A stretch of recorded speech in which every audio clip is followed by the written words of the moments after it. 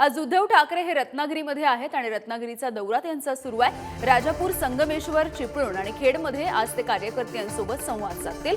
तर रत्नागिरीमध्ये उद्धव ठाकरे यांच्या जाहीर सभेचं सुद्धा आयोजन करण्यात आलंय। यासोबतच राजापुरामधल्या धूत पापेश्वर मंदिरामध्ये जाऊन ते दर्शन घेणार आहेत। गेल्या 5 दिवसांपासून ठाकरे हे कोकणामध्ये तळ मांडून बसलेले आपल्याला दिसतात आणि यासोबतच रत्नागिरी, सिंधुदुर्ग हा सगळा दौरा ते करताना दिसतात।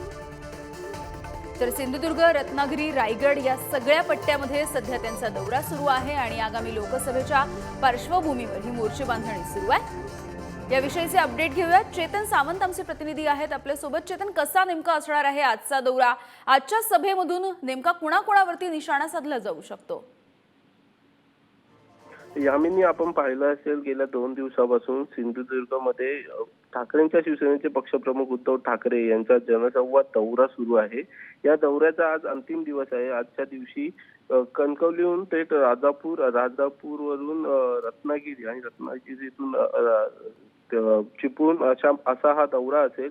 या दौऱ्यात खरं महत्वाची गोष्ट अशी आहे की राजापूर इथे आमदार राजन साळवी यांचं निवासस्थान आहे। या निवासस्थानी उद्धव ठाकरे हे भेट घेणार आहे आणि आपण पाहिलं असेल तर राजन साळवी हे सध्या जे केंद्रीय तपास यंत्रणा असतील यांच्या जो सासेमीला त्यांच्या मागे लागलाय, त्यानंतर त्यांच्या पत्नी आणि मुलाचा जामीन अर्ज देखील सत्र न्यायालयाने फेटाळला होता परवाच्या दिवशी।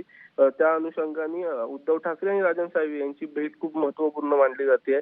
तिथे नेमकं उद्धव ठाकरे काय बोलतायत याची उत्सुकता सगळ्यांना लागली आहे।